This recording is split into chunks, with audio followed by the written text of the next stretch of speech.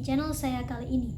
Hari ini kita akan menyelami dunia yang sangat fundamental, namun sering terabaikan dalam teknik, yaitu pengukuran dan instrumentasi. Saya sangat antusias untuk membahas sebuah buku yang menjadi referensi penting di bidang ini, yaitu Measurement and Instrumentation Theory and Application. Edisi ketiga karya Alan S. Morris dan Reza Langari. Buku ini adalah harta karun pengetahuan, dan saya akan membagikan mengapa buku ini sangat berharga, terutama bagi kalian yang sedang belajar teknik atau bahkan para insinyur praktisi yang ingin menyegarkan kembali pengetahuannya. Kita akan fokus pada dua bab. Yang pertama, yaitu menjadi fondasi utama pada buku kali ini.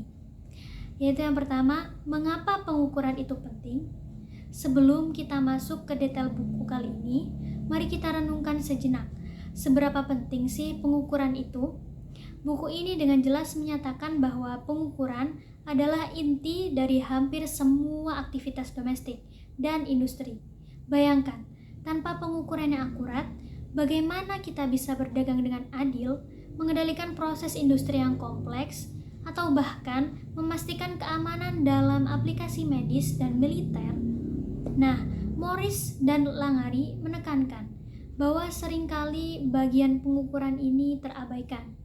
Banyak upaya yang dicurahkan untuk merancang sistem kontrol canggih ini, tetapi kualitas data mentah yang menjadi input seringkali kurang diperhatikan.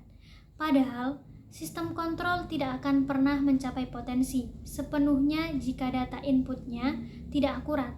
Nah, ini adalah poin krusial yang diangkat pada awal buku ini. Oke, mari kita mulai dengan bab 1, yaitu dasar sistem pengukuran. Bagian yang pertama yang sangat menarik adalah evolusi satuan pengukuran.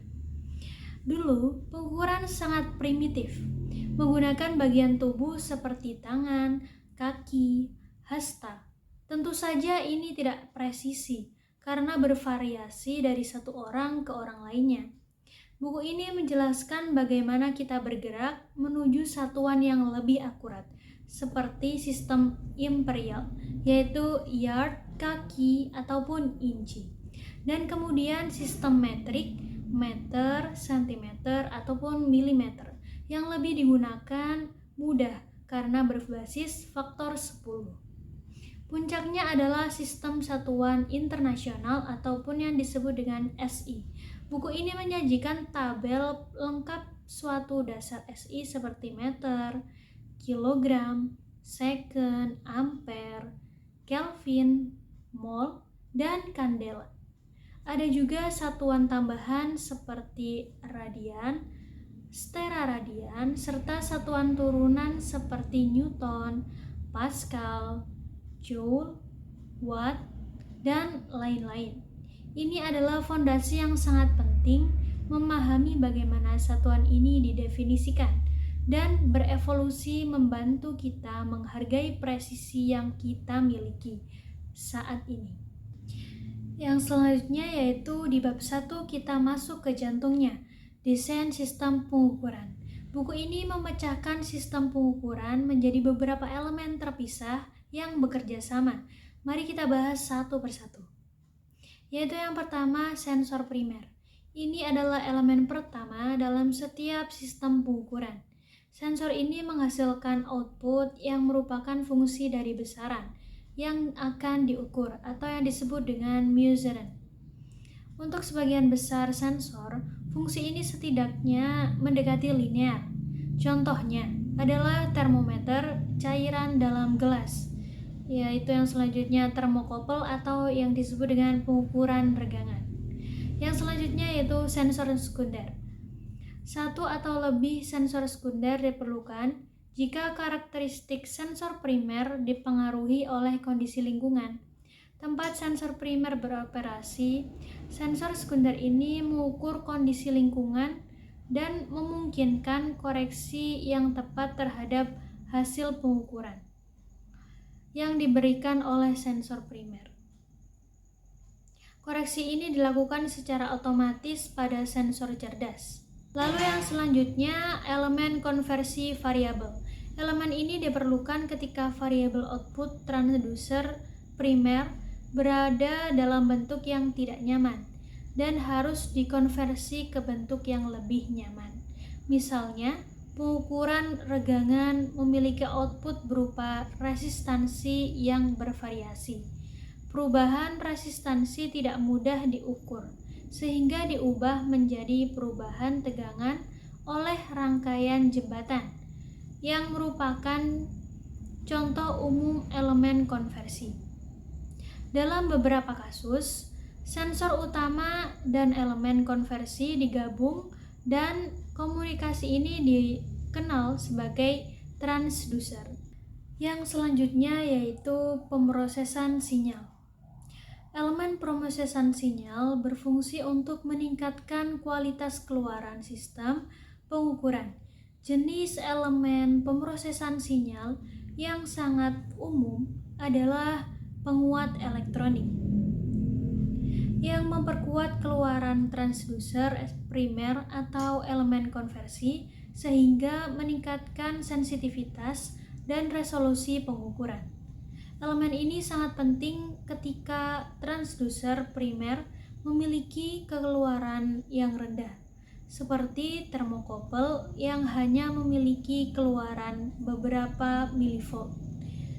Jenis elemen pemrosesan sinyal ini yaitu terdapat pemrosesan sinyal yang lainnya yang menyaring derau terinduksi dan menghilangkan level rata-rata pada beberapa perangkat pemrosesan sinyal terintegrasi ke dalam transducer yang kemudian dikenal sebagai pemancar. Yang selanjutnya yaitu transmisi sinyal. Transmisi sinyal diperlukan ketika pengamat atau penerapan keluaran sistem pengukuran berada agak jauh dari lokasi transducer utama. Terkadang pemisah ini dilakukan semata-mata demi kenyamanan, tetapi lebih sering hal ini terjadi karena lokasi transducer utama yang sulit diakses secara fisik atau lingkungan yang tidak sesuai untuk memasang unit atau perekaman sinyal. Elemen transmisi sinyal secara tradisional terdiri dari kabel tunggal atau multi-inti yang seringkali difilter untuk meminimalkan kerusakan sinyal akibat derau listrik yang terinduksi. Namun, kabel serat optik yang semakin banyak digunakan dalam instalasi modern sebagian karena kehilangan transmisi yang rendah dan ketahanan terhadap pengaruh medan listrik dan magnet. Lalu yang selanjutnya tampilan output atau perekaman. Elemen opsional terakhir dalam sistem pengukuran adalah teknik di mana sinyal terukur digunakan. Dalam beberapa kasus, elemen ini dihilangkan sama sekali karena pengukuran digunakan sebagai bagian dari skema kontrol otomatis dan sinyal yang ditransmisikan dimasukkan langsung ke dalam sistem kontrol. Dalam kasus lain, elemen ini dalam sistem pengukuran berbentuk unit penyajian sinyal atau unit perekaman sinyal. Unit ini memiliki banyak bentuk sesuai dengan persyaratannya, yaitu persyaratan aplikasi dan pengukuran tertentu. Memahami setiap elemen ini sangat penting untuk merancang sistem pengukuran yang efektif.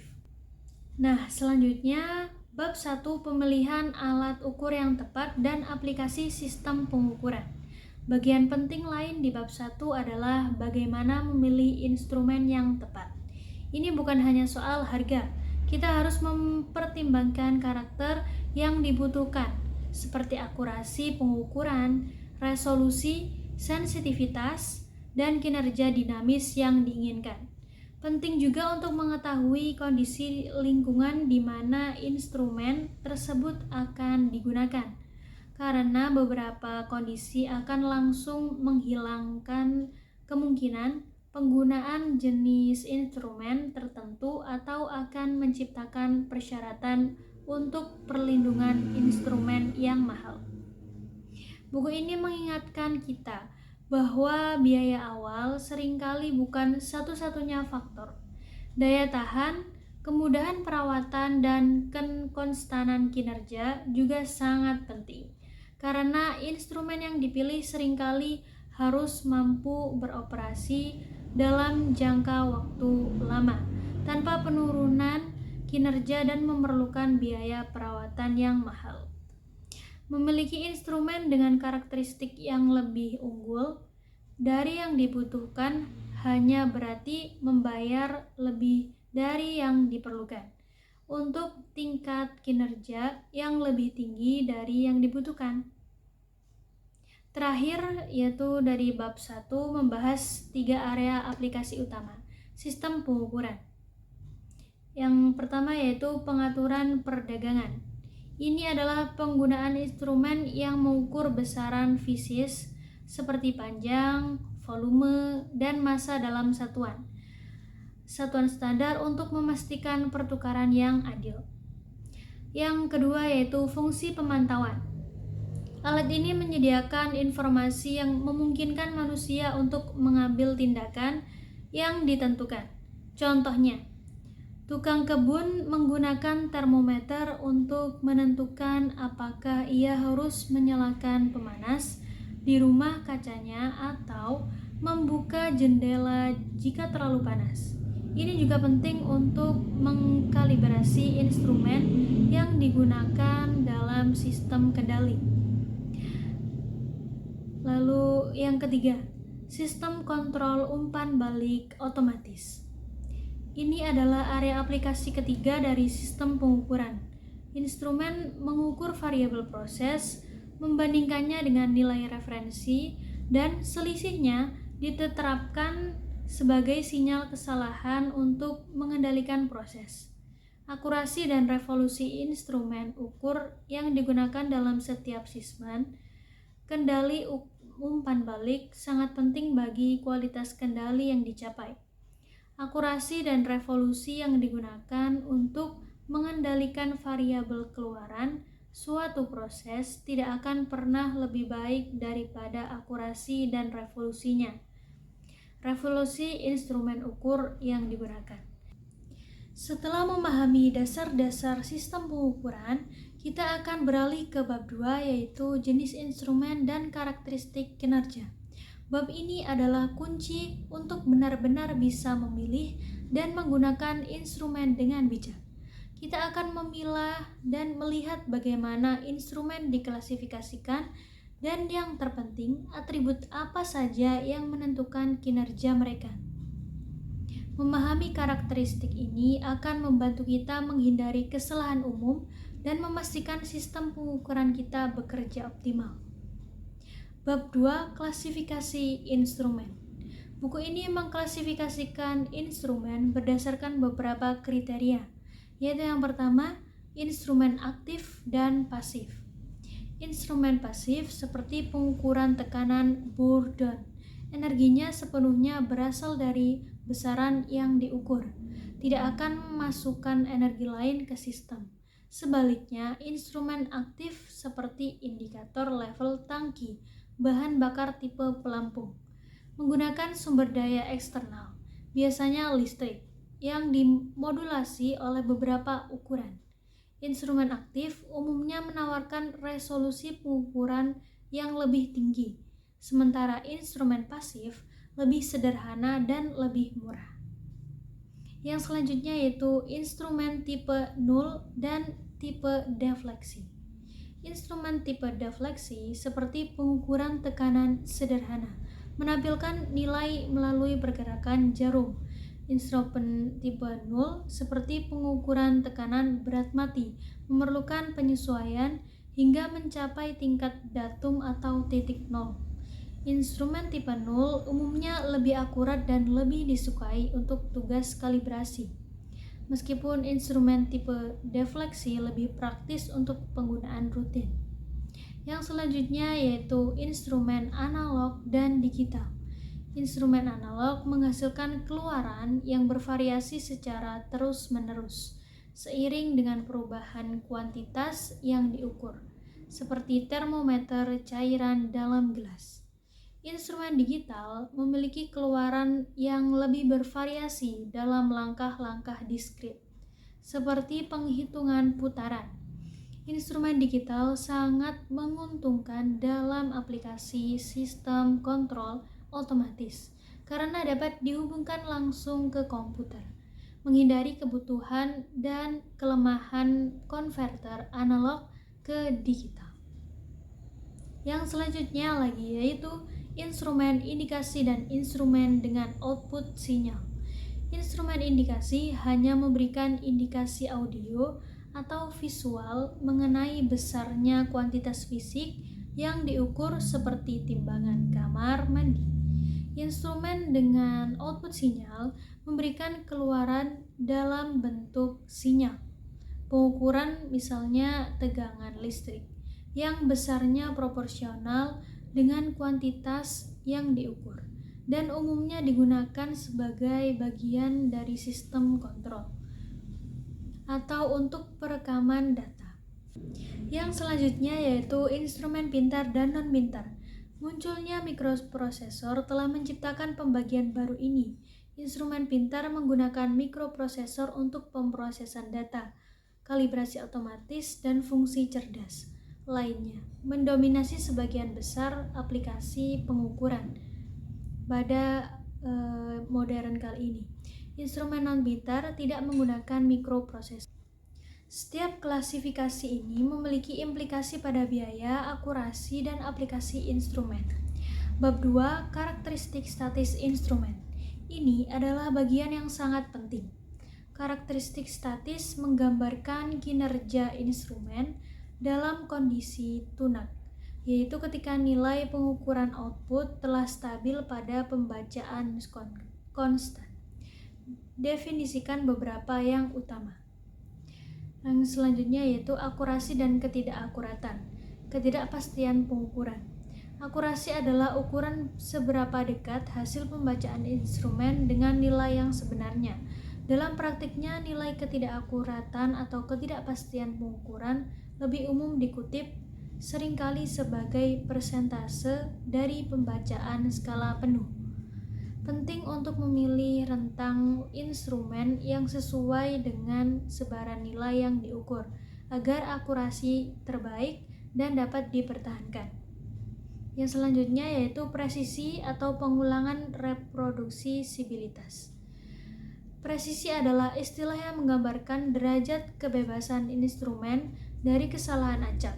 Presisi tinggi tidak selalu menjamin akurasi pengukuran. Instrumen presisi tinggi mungkin memiliki akurasi yang rendah jika ada bias. Pengulangan menggambarkan kedekatan pembacaan output untuk input yang sama kondisi pengukuran konstan.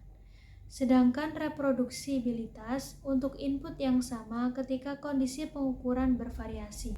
Yang selanjutnya yaitu toleransi. Meskipun bukan karakteristik statis alat ukur, toleransi berkaitan erat dengan akurasi dan mendefinisikan kesalahan yang maksimum yang diharapkan pada suatu nilai sering digunakan untuk menggambarkan defisiasi maksimum komponen manufaktur dari nilai yang ditentukan.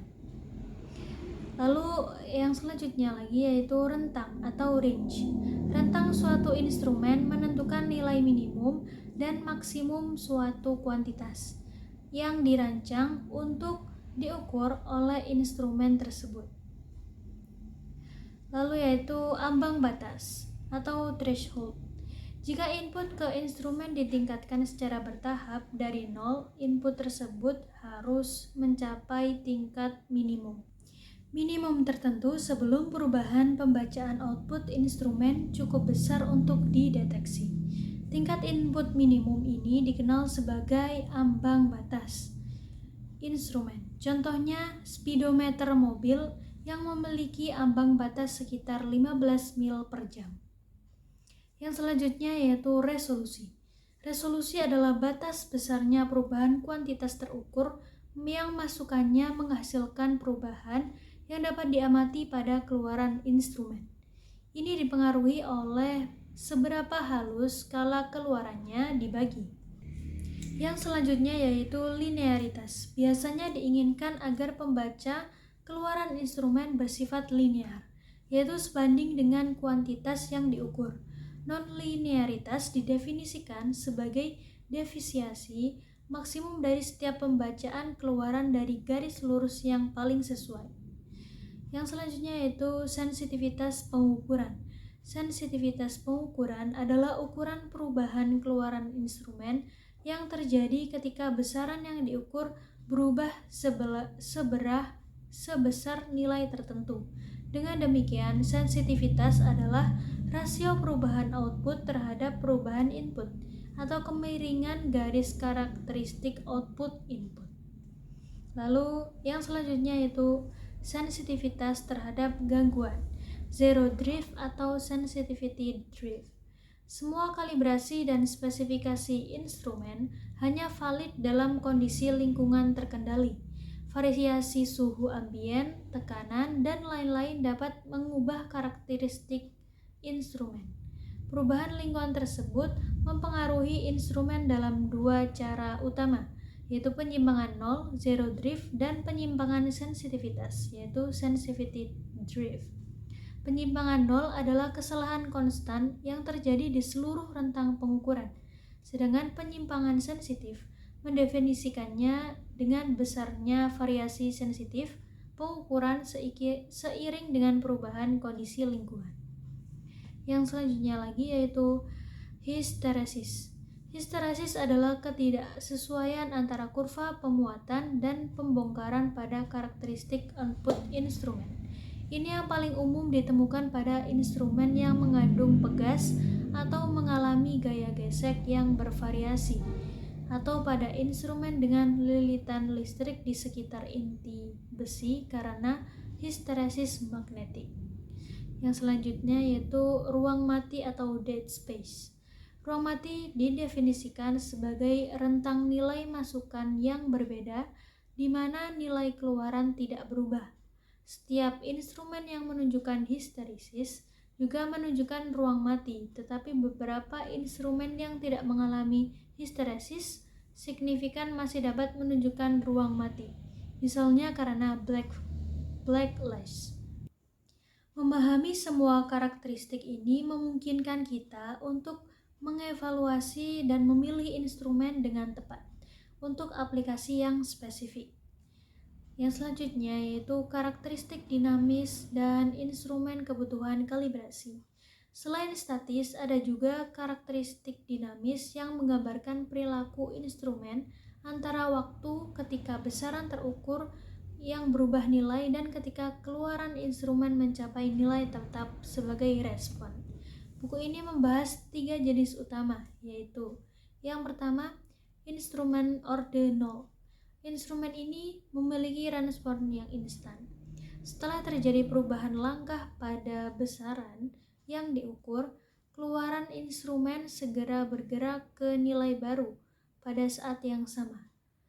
Potensiometer dalam contoh yang baik dalam instrumen ordinal. Yang selanjutnya yaitu yang kedua, instrumen orde pertama. Instrumen ini memiliki respon eksponensial terhadap perubahan input. Keluaran instrumen tidak naik seketika ke level yang baru, tetapi mendekati secara bertahap dengan konstanta waktu yang tertentu. Termokouple adalah contoh klasik dari instrumen orde pertama ini. Konstanta waktu adalah waktu yang dibutuhkan output untuk mencapai 63% dari nilai akhirnya. Yaitu yang ketiga, instrumen orde kedua. Respon instrumen orde kedua lebih kompleks dan dapat menunjukkan osilasi atau perayapan. Tergantung pada nilai parameter rasio redaman atau zeta. Untuk zeta sama dengan 0, terjadi osilasi amplitude konstan. Untuk redaman ringan yaitu zeta kurang dari 1, respon masih berosilasi tetapi mereka secara bertahap. Redaman krisis yaitu zeta sama dengan 1, menghasilkan respon tercepat tanpa overshoot atau overdamped.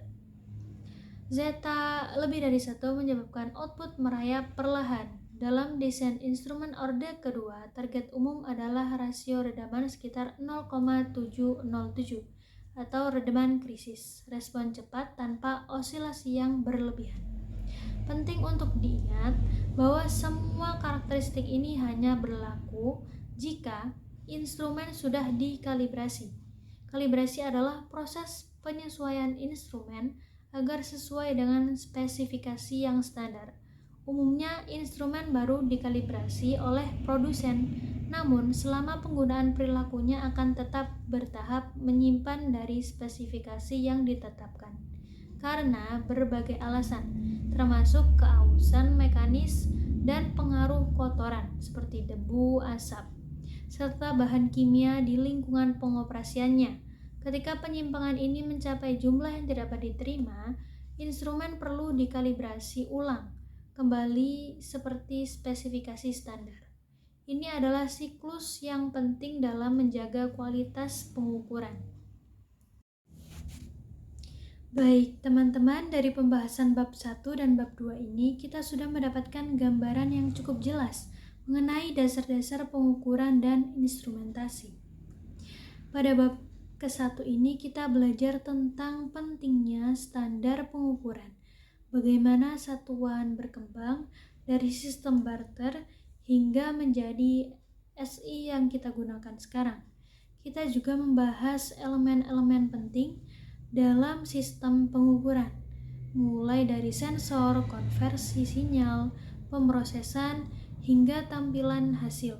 Selain itu, kita melihat bagaimana pemilihan instrumen harus mempertimbangkan akurasi, presisi, sensitivitas, dan kondisi lingkungan. Intinya, bab pertama ini memberikan fondasi yang kokoh untuk memahami bagaimana suatu sistem pengukuran dibangun dan diaplikasikan. Lalu pada bab 2, fokusnya beralih ke jenis instrumen serta karakteristik kinerjanya. Kita mengenal berbagai klasifikasi seperti instrumen aktif dan pasif, tipe nul dan defleksi, serta analog dan digital. Selain itu, karakteristik statis seperti akurasi, presisi, resolusi, maupun karakteristik dinamis seperti waktu respon dan perilaku orde pertama atau yang kedua juga dijelaskan. Hal ini yang tak kalah penting adalah kalibrasi, karena tanpa kalibrasi yang rutin, data dihasilkan bisa menyesatkan. Kalau kita ibaratkan, bab 1 itu seperti belajar alfabet, dan yang harus dipahami sebelumnya bisa melangkah lebih jauh. Sementara, bab yang kedua ini adalah tahap belajar kata dan kalimat, di mana kita mulai memahami variasi instrumen dan bagaimana kinerjanya bisa dinilai secara teknis. Kedepannya, pada bab-bab berikutnya kita akan masuk lebih dalam ke teknologi sensor spesifik. Perkembangan modern seperti MEMS atau NEMS hingga ke instrumen pintar yang sudah terhubung secara digital. Semua ini akan membuka wawasan lebih luas tentang bagaimana sistem pengukuran menjadi tulang punggung teknologi di dunia industri, medis, hingga kehidupan sehari-hari kita. Semoga pembahasan kali ini membantu teman-teman memahami betapa pentingnya dasar-dasar pengukuran. Jangan lupa untuk terus ikuti pembahasan berikutnya, karena semakin jauh kita masuk, semakin menarik topik yang akan dibahas. Jadi itulah gambaran singkat tentang bab 1 dan bab 2 dari buku Measurement Instrumentation Theory and Application, edisi ketiga oleh Alan S. Morris dan Reza Langhari. Buku ini benar-benar memberikan fondasi yang kuat untuk memahami pentingnya pengukuran, bagaimana sistem pengukuran dirancang, dan karakteristik apa saja yang perlu kita perhatikan dalam memilih instrumen. Saya sangat merekomendasikan buku ini bagi siapa saja yang serius di bidang teknik. Penjelasannya jelas, contohnya relevan, dan cakupannya komprehensif. Jangan lupa like video ini jika kalian merasa terbantu. Subscribe juga channel saya untuk edukasi teknik lainnya, dan tinggalkan komentar di bawah jika kalian punya pertanyaan atau ingin berbagi pengalaman dengan buku ini atau topik pengukuran lainnya. Sampai jumpa di video berikutnya. Dadah.